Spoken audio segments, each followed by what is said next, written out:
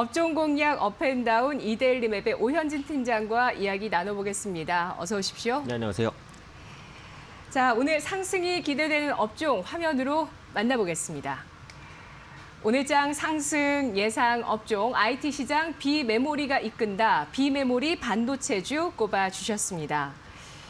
어제 이 시간에 파운드리주가 나왔습니다. 파운드리와 비메모리 반도체가 뭐가 다른지 많이들 궁금하실 것 같아요. 네, 어떻게 보면은 이제 뭐 파운드리의 그 상위 개념, 그러니까 넓은 개념이 이제 비메모리 반도체라고 보시면 될 것 같아요. 그래서 비메모리 안에 뭐 팹리스도 있고, 뭐 파운드리도 있고, 기타 이제 AI 관련된 다양한 반도체들도 뭐 포진돼 있다. 뭐 이렇게 보셔도 될 것 같은데, 반도체 업황 개선은 우리가 모두 인지하고 있는 부분입니다. 우리가 생각하고 있는 반도체 업황 개선은 대부분 메모리 반도체에 치중돼 있어요. 그래서 삼성전자나 뭐 SK하이닉스 이런 종목들이 세계 최강자의 지위를 보이고 있죠. 하지만 메모리 반도체 말고도 이제 비메모리 반도체에도 충분히 주목하셔야 된다라는 겁니다.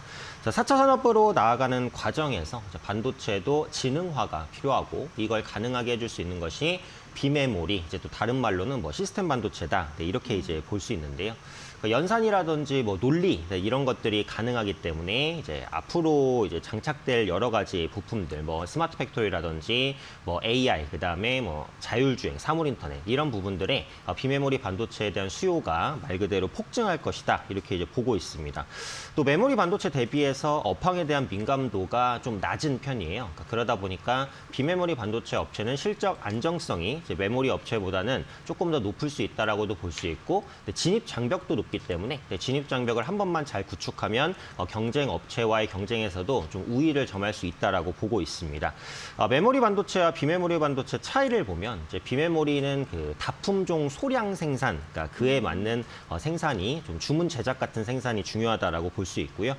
메모리는 이제 그 소품종 다량 생산이 또 중요하다라고 볼 수 있죠. 그래서 비메모리 같은 경우에는 고객의 주문이 있을 때 그 주문에 맞는 반도체를 제때 빠르게 생산해서 공급할 수 있는지 이 부분이 핵심이다. 이렇게 보시면 될 것 같아요. 그래서 제품 생산 능력이 중요하고요. 뭐 설계 기술과 우수 인력 확보 이런 것들이 중요하기 때문에 기술을 선점하기 위한 글로벌 기업들의 노력도 앞으로 확대될 것이다라고 보고 있습니다.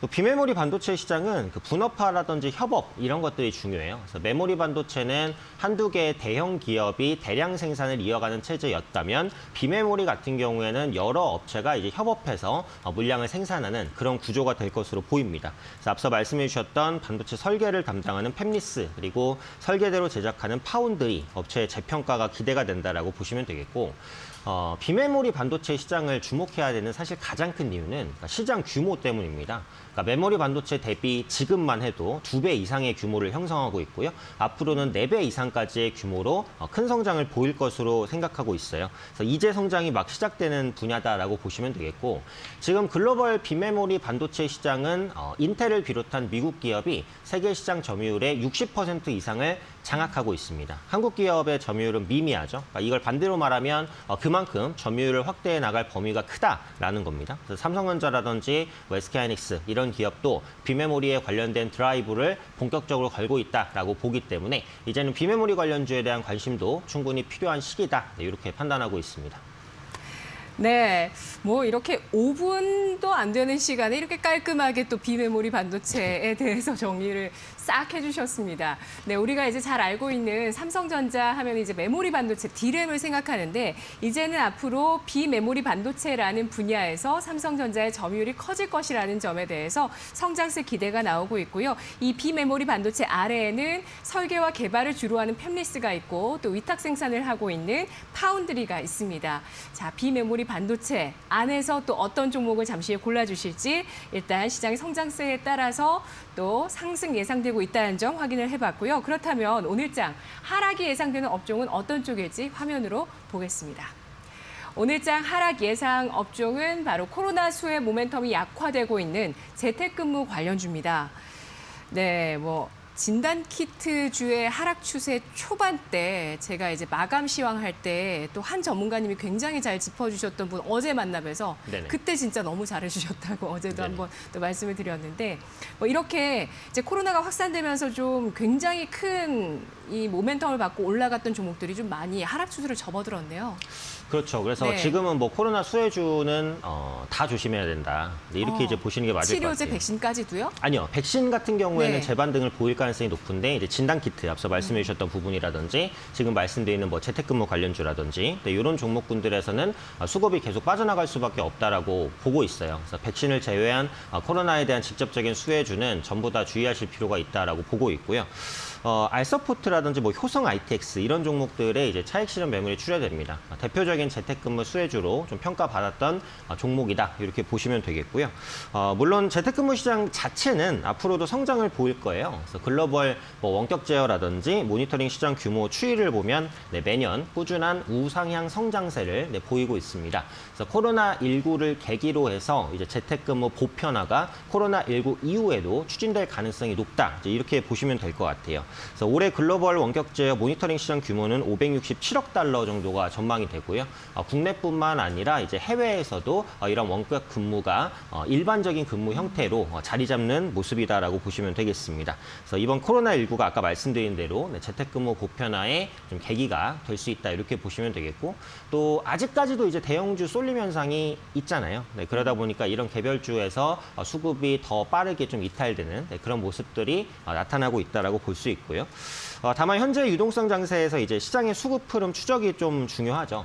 섹터 쏠림이 심하다는 건 그만큼 소외받는 섹터도 있다라는 겁니다. 결국은 유동성 장세에서 이 유동성이 어디로 흘러들어가고 어디에서는 빠지는지 이런 부분들을 빠르게 캐치해서 대응하실 필요가 있다라는 거고요.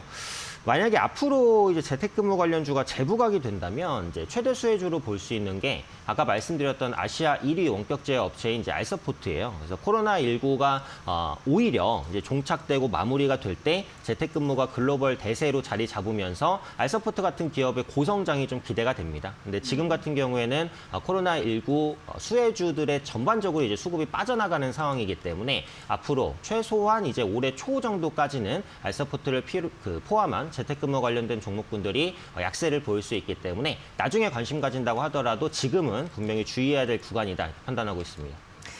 네, 그렇습니다. 재택근무 관련주 성장을 안 하는 게 아닙니다. 앞으로도 성장을 할 수밖에 없을 것이고, 그리고 뭐 진단키트라든지 뭐 집콕 관련해서 음식료라든지 건자재까지 많은 종목들이 정말 많이 상승을 했는데 모두들 좀 조정을 받고 있는 모습을 보여주고 있죠. 최근 음식료가 약간 좀 움직임이 상승 쪽으로 좀 나오기는 합니다. 자, 이러한 종목들 성장을 안 하는 것이 아니라 시장의 관심에서 좀 벗어나 있어서 수급적인 문제가 일어나고 있다는 점 때문에 좀 당분간은 피해보자는 의견 제시를 하고 있습니다. 그렇다면 오늘의 핵심 공략주 어떤 종목이 될까요? 골라주시죠. 네, 그래서 오늘은 제가 이제 팹립스 업체 중에 한 종목을 가지고 왔는데요. 텔레칩스라는 종목입니다. 시가총이 크지는 않아서 좀 생소하신 분들도 있으실 것 같은데요. 앞으로 비메모리 시장 성장에 따른 수혜를 직접적으로 받을 수 있는 종목으로 보시면 되겠습니다. 멀티미디어와 통신 관련 시장의 제품에 필요한 핵심 칩이라든지 뭐 이런 것들을 생산하고 판매하는 업체다라고 보시면 되겠고요. 작년에 과기부와 산업통상자원부가 차세대 지능형 반도체 사업단 출범식을 가지고 향후 10년간 1조 원 정도를 투자하기로 했습니다. 여기에 삼성전자, SK하이닉스, SK텔레콤, 지금 말씀드리는 텔레칩스 이런 한 10개에서 20개 정도의 주요 반도체 기업들이 참여해서 각각 양해각서, MOU를 체결을 했어요. 그래서 앞으로 정부도 적극적으로 육성하는 분야가 바로 이 비메모리 분야다라고 볼 수 있고요. 스마트홈 솔루션 사업도 확대될 것으로 보입니다.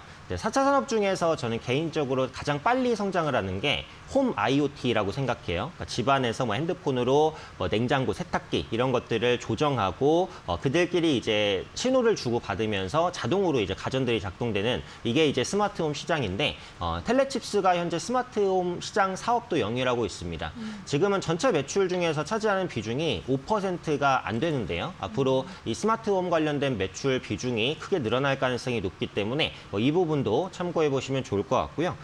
가장 큰 모멘텀은 그 차량용 어플리케이션 프로세서 수요 증가에 따른 성장 기대입니다. 그러니까 현대차의 차량용 반도체 공급 소식에 얼마 전에 급등을 했어요. 그래서 앞으로 완성차 업체들은 이제 자율주행이라든지 스마트카 이런 쪽으로 발전하기 위해서 자동차에 대한 반도체 투자를 확대할 가능성이 높습니다. 그래서 텔레칩스가 현대차 그룹에 공급하는 반도체 반도체 물량도 증가할 수 있다 이렇게 보기 때문에 이 부분이 어떻게 보면 뭐 가장 큰 모멘텀이다 이렇게 이제 보시면 될 것 같습니다. 그래서 비메모리 반도체 관련주면서 자율주행 관련주로도 엮이는 그런 모습들이 나타나고 있고요.